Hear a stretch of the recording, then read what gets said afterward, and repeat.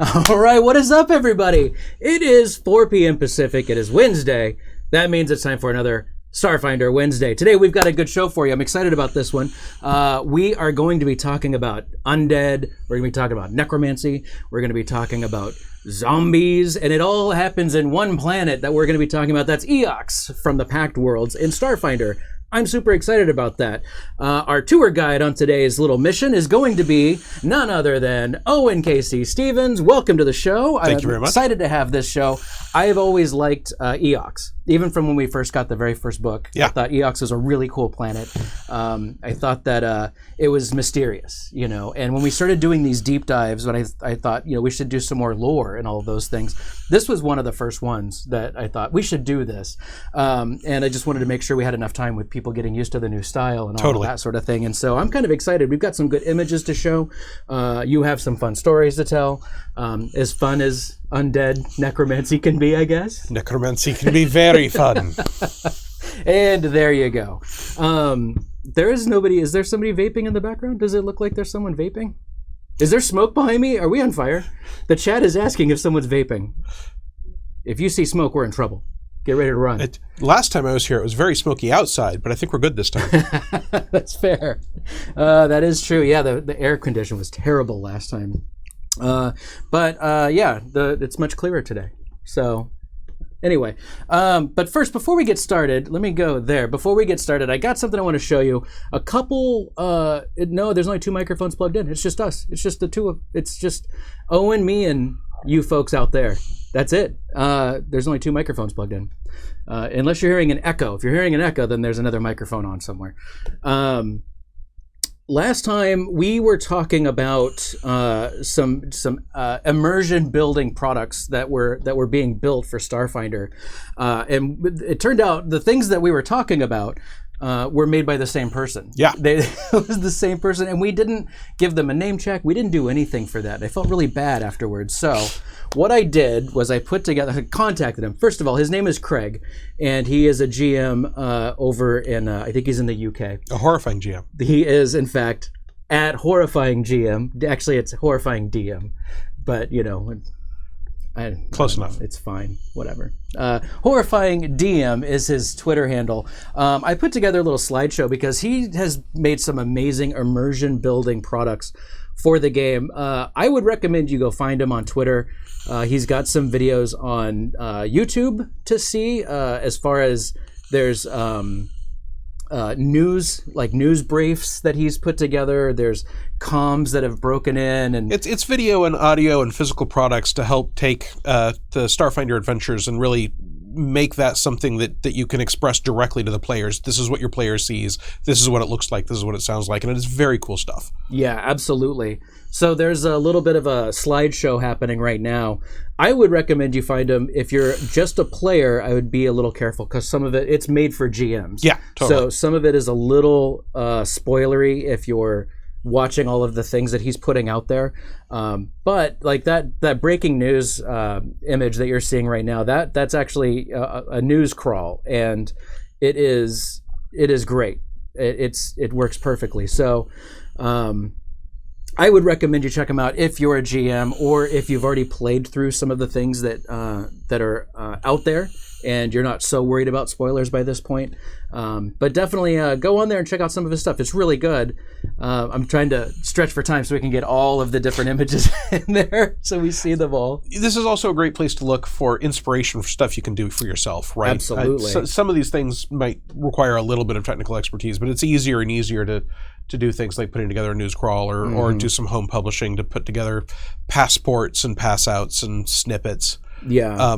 It used to be that sort of thing. I remember a long time ago, you could pay, $20 or $30 and get a campaign kit for like Call of Cthulhu adventures and stuff that would have all these things in it. But it's a lot easier to do this stuff at home now. And I think it really, especially for something like Starfinder, where there's a very modern sensibility to a lot of the adventures and a lot of the society in the worlds, I think it's a great opportunity to try and drive that home, that this is not just a fantasy game in space, but there's a very high-tech element to it, so that you can have things like social media and news crawls and breaking news flashes and all that kinds of things. Yeah, and it really is great, the stuff that he's put together, and just the passion that you get from him. And he's doing it just to build immersion, which I think one of the things about Starfinder being the world that it's set in and the technology that we have available, I think that it kind of lends itself to people taking their computers and building more things to add more immersion to the setting.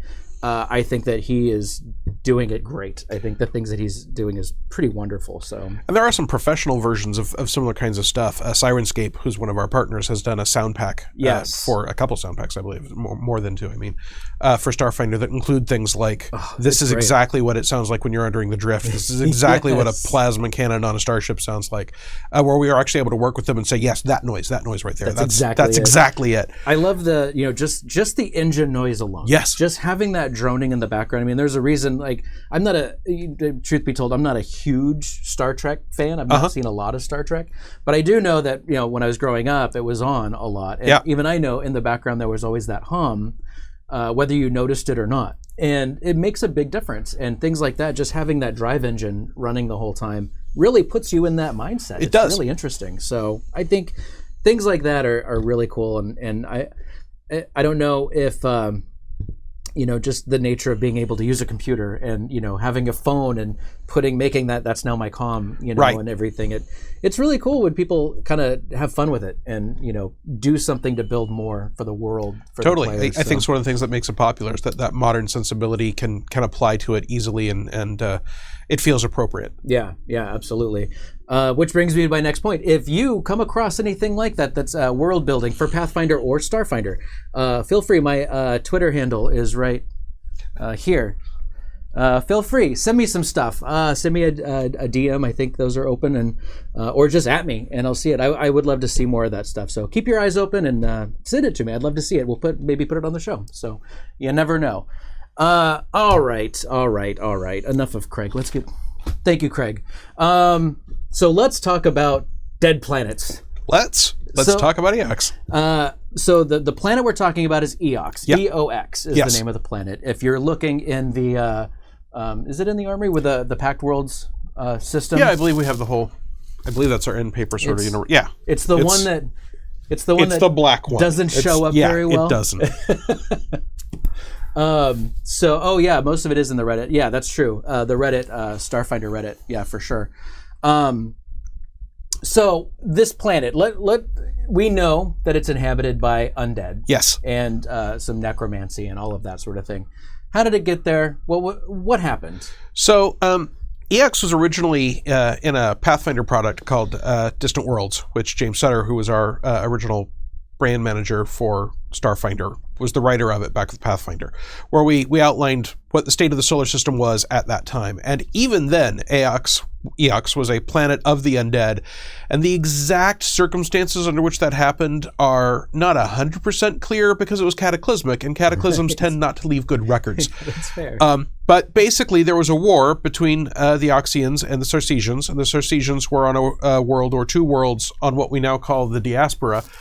Which, again, to go back to our lovely... There's an asteroid ring here. Yeah, that used to be someone's home.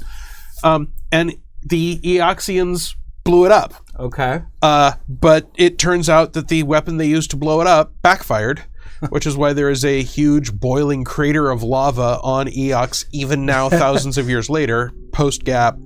That's so Eox. So it is. They were like the Wile E. Coyote of the Pact Worlds. I mean, there's a reason why they're a little cautious about trying to blow up planets anymore. it turns out if you get any blowback whatsoever. And so they poisoned their world. They stripped most of the atmosphere. They irradiated it. What was left of the atmosphere was toxic. And it rains glass on Eox now. So their only choice as a society to keep going was to turn to undeath, and they were powerful necromancers, powerful wizards, and already had advanced technology. Right. So their ruling class became what are known as the Bone Sages, who are necrocytes, who are like a lich, a sort of technological lich. Okay. Who are now immune to age.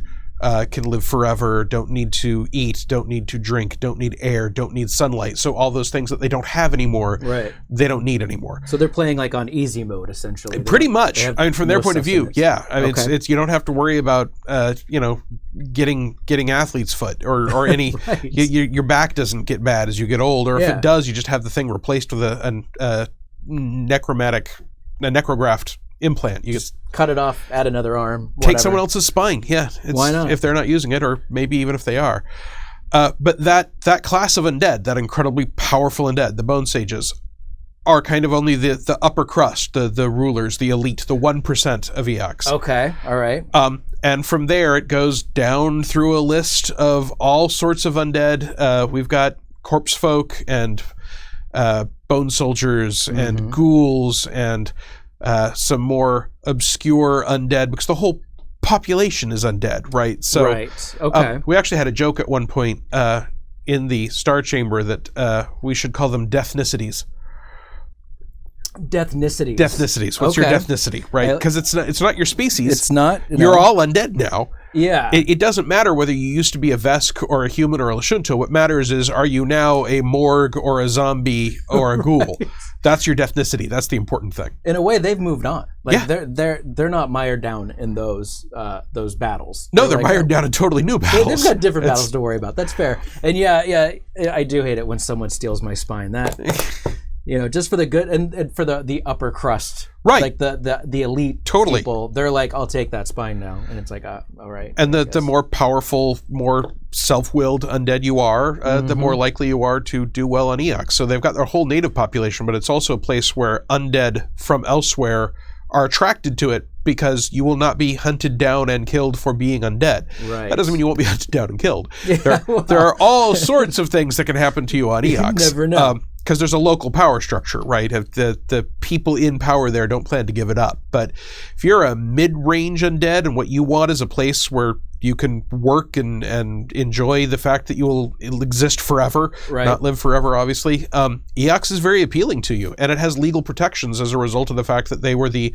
very first signatories to the Pact, the Absalom Pact, which formed the Pact Worlds. The very first people that said, yes, we like the idea of us all being one political unit and not killing each other, were the Eoxians. Right. That formed a split because there was a group now known as the Corpse Fleet who were less on board with that plan. So there's an open question of how much support the Corpse Fleet has. They have enormous ships, the Empire of Bones being one of them, which we named an entire adventure over, which I'm not going to go into because that would be a spoiler. No spoilers. No spoilers. No spoilers. How big is that ship roughly? How many people can fit on that ship? That is the biggest ship we have ever given stats for. Okay. It is, if memory serves, a half-mile long. It might be bigger than that. So it's a big ship. We actually had to write whole new starship rules for this ship. Okay. It's an ultranaut. It's a super colossal size ship, and we put the rules for that in the adventure path where it shows up.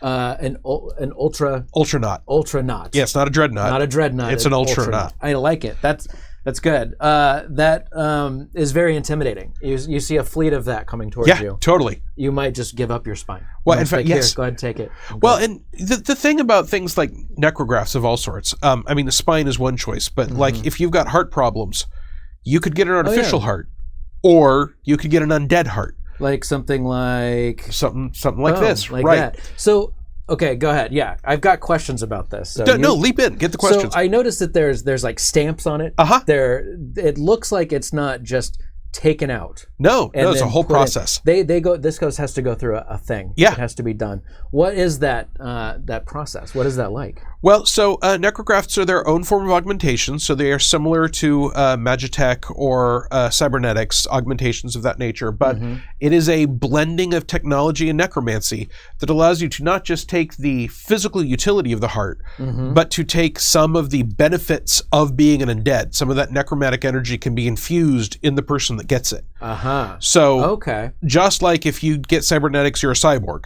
If you get necrografts, you're basically a necroborg. You are partially undead. You are being driven by that necromantic energy. And while obviously some people find that abhorrent, that's something that is never, it is itself immune to age, right? It's not going to rust.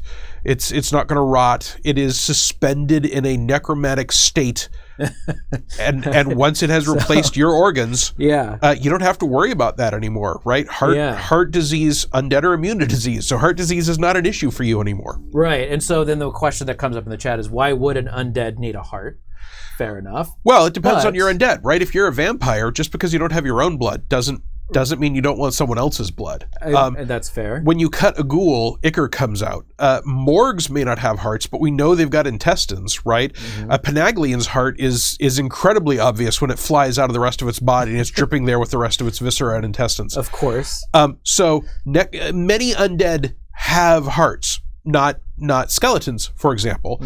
But so a undead would take a heart like this, a necrograft, for the power it represents, to bolt in that necromantic energy from another entity to themselves. Right. But these are mostly used by living creatures. There's an entire business on Eox of taking undead parts from failed or unpopular or rebellious or even just savage feral undead, turning them into necrografts and selling them to living creatures that come to the planet for the purposes of having these things installed. Right. And we even mentioned that sometimes you can get a necrograft for free. They don't even charge you. It's just that at that point, if you haven't paid for the price by the time you die, your body belongs to Eox. Oh, that's your point. That's your price. Totally.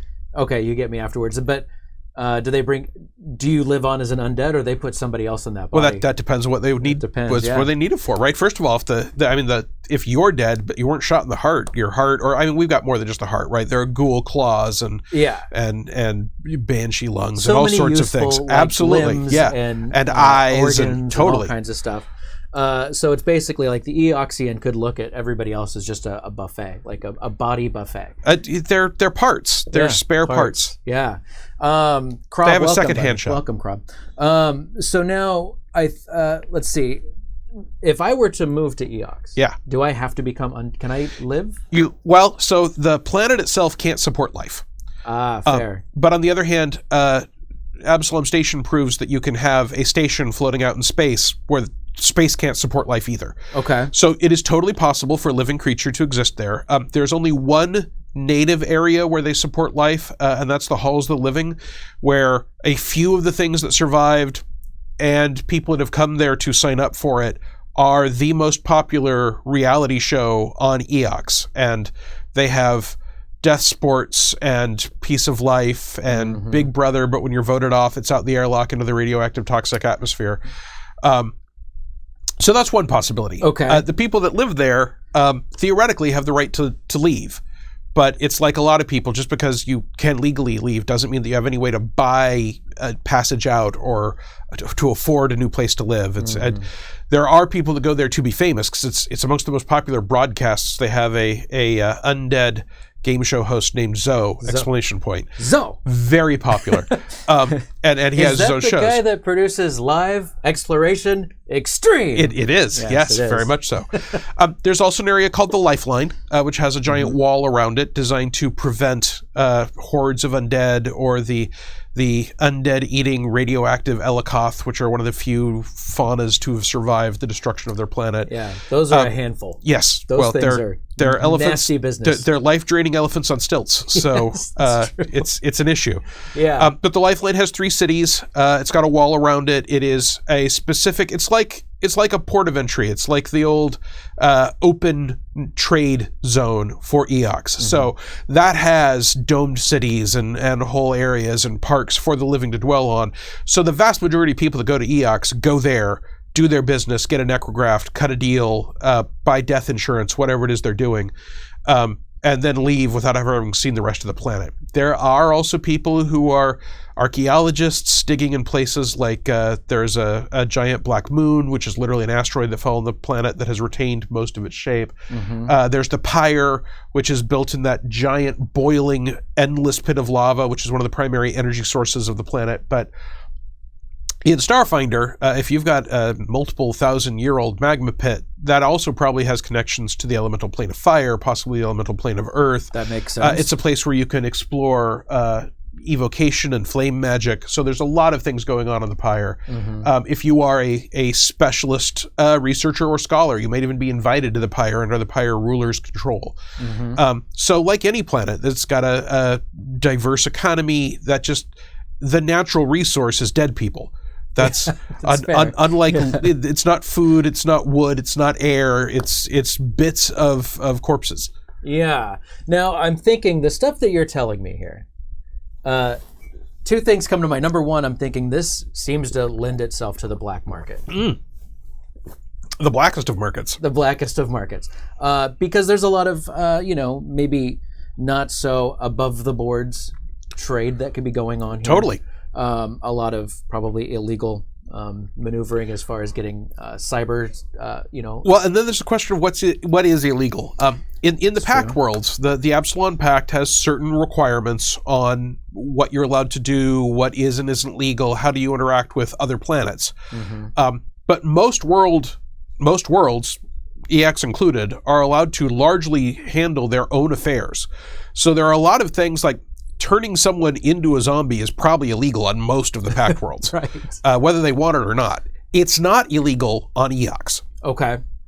If you are a wealthy biological person and advanced medicine has failed you and advanced magic is failing you and advanced cybernetics are failing you and you want to become a vampire, that seems like a good deal. Yeah. Most places in the Pact worlds, even if you're willing and you're willing to pay someone, that's probably illegal. Most places don't want to risk being overrun by vampires. Right. So that's probably perfectly legal on Eox. You just have to get your stuff together, get your money together, get to Eox and find the vampire who will do it for you, hopefully without turning you into a slave, without getting caught by all of your local people at the time. Weirdly, in Oklahoma, my home state, okay. I live here now, but I was born and raised in Oklahoma. Around July, it becomes legal to sell fireworks. Right. But not legal to buy them. So the fireworks stand can't be shut down because they're not doing anything illegal. But it's still illegal to buy fireworks, so if anyone does anything stupid with their fireworks, you can get them not just for the stupid thing they did, but also you bought those, and that's against the law too. So it's not like they're camping, it's not like the police are camping out in front of these fireworks stands. They're more like, we're going to get you later if you do something dumb. If you do something dumb, right. That's another thing. I mean, a cop will drive by periodically to check for compliance, just everyone stands around, no, I'm just enjoying the view. Look, I wasn't going to buy anything, I'm just obviously. Selling these things that nobody totally, can buy. Right. Of course, officer. Come on. Interesting. Okay. So with the Eoxian, their whole nature of being undead, that's their livelihood, if you will. Deathlyhood. Deathlyhood. That's fair. How does that jive with some followers of certain gods? Like you would think now, and I'm just guessing here, is now I feel bad I brought this up. Is Pharasma in? Yeah. Oh, totally. So now you would think that Pharasma and followers I would think they'd have a hard time with this. Oh, totally. So is there a battle that rages and all of that? There's not a battle that rages because it would be illegal to plan an attack against Eox. That's fair, yeah. Right, so you can't, Pharasmans can't openly plan to assault the planet. Mm-hmm. They're certainly going to keep an eye on it. Yeah. Pharasmans, and for that matter, the existing Circassians who've left over from the diaspora, they're keeping an eye on Eox all the time because they are 100% convinced that they are going to go bad and they are going to turn on the rest of the Pact worlds, and they want to have the evidence when that happens. And for those that maybe don't know, Pharasma is the goddess. Is the goddess of death. And she's and death moving on is a big part of that. So Undeath sort of cheats Pharasma of her due, and it violates the due process.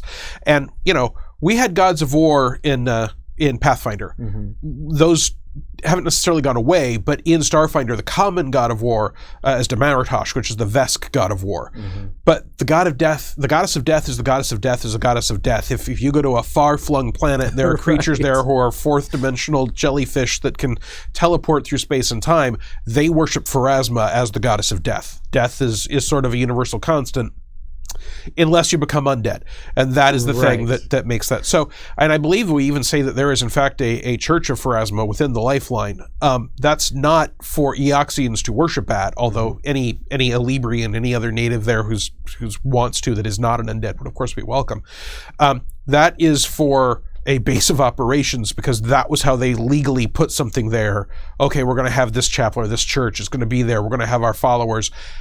I'm not saying that none of them ever go out to go kill a bone sage, right? They just, that under local law, that's the crime. Right. Okay. So, and I like that. Built into the mythos, there is a little bit of static. There's a little bit of this idea that says, you're cheating our deity. Totally. And I like that that's built into the whole idea, that it's kind of taken care of in there. And the Pact worlds are very much a case of of an alliance of pragmatism, right? It originally formed because the Vesk were at war with the Pact Worlds, and that was a losing proposition. Right. And then a very tentative peace was forged between the Pact Worlds and the Vesk because the Swarm came along and threatened to destroy them both. Right. The Swarm is still out there. So Eox represents a significant power source, a significant ally of arcane necromantic might to protect the Pact Worlds. And they're sort of far out on the system, so they're one of the first things that would be at risk. This is way off topic. Go ahead. I want to talk about the Swarm so bad, but how much is there that we can talk about with the Swarm? How much do we actually know? Well, I mean, we've got some Swarm creatures in Alien Archive. We've got more in Alien Archive 2. When we do Alien Archive 3, I suspect we'll have more Swarm creatures in there. All right. We are having to build this whole galaxy of adventure sort of a piece at a time. Yeah. It would be great to be able to sit down and write, hey, here's 2,000-page manuals with absolutely everything we want to do in the setting, but that would take us 3 or 4 years to write all that, and then we wouldn't be making any money during that time, and you would get nothing to play with during that time. Until we were done, there'd be nothing. So a lot of the stuff ends up in the adventure paths. Well, obviously the Pact Worlds book had a lot of information in it. Yeah. We did some information, not about the Swarm, but like about manufacturers of weapons and armory. That was another way to get some of that lore in there. So we absolutely have plans for the Swarm. We have plans for everything that we listed as a threat, right? I mean, obviously we have against the Aeon Throne, where we're going to be talking about the Islandi Star Empire. We just need to get to it. Yeah, and that's fair. I think it's just one of those things when you have this really good mystery. Yeah. You just want to know more right away. And then I have one more image left. Yeah. That we haven't shown yet. Yeah. And it's some kind of soldier. Yeah. Let's talk about this guy. All right, so that's a Baycock. So the stats for those are definitely in the adventure path somewhere. I won't tell you where. But this is one of my favorite pieces of art because Baycock are not as presented in Pathfinder. They are in no way technologically advanced, but they are creatures that use ranged attacks. You know, they had bows and crossbows and stuff. So that translates really well to Starfinder, where you could have gone the route and said, oh, they still use bows and crossbows. They've got bone bows or whatever. That is not the route I chose to take. I really wanted them to update them that they are staying at the cutting edge of technology, right? The point for them is to be the hunter, the ranged hunter, not specifically to be a bow user necessarily. Right. So that's one of the places where with Starfinder in general and with Eox and Undead in specific, we're trying to say, here's an idea. Here's a fantasy idea. Here's an idea we maybe played with Pathfinder. What do we now do with it? When we say, hey, this is Starfinder, Eox is its own world. They've got their own military. The Corpse Fleet is a rogue navy out there. Like, we talk in one of the AP articles about where does the Corpse Fleet put their ships in to repair since it's not Eox anymore. Right. It's another dead world, right? It's a rogue planet that doesn't even have a solar system because they don't need light. They don't need heat. They don't need air. They don't need all that stuff. Yeah. And so it's able to play with those things. They're surprisingly... green, like they live pretty green, like pretty healthy living, I guess. They're not other than the desire to kill all life, they're great. You just get into, you got to bring that up.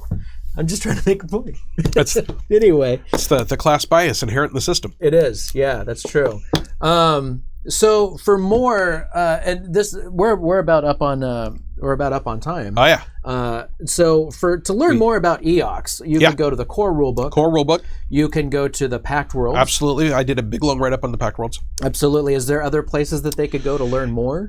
There is some information that is in the various back matter articles of the Dead Suns Adventure Path. So if you get the whole Adventure Path, there isn't unique information in there as far as like the political structure, but we've got starships and equipment and necrografts and things that did not necessarily get picked up elsewhere. So there's more information there as well. Awesome. Okay, great.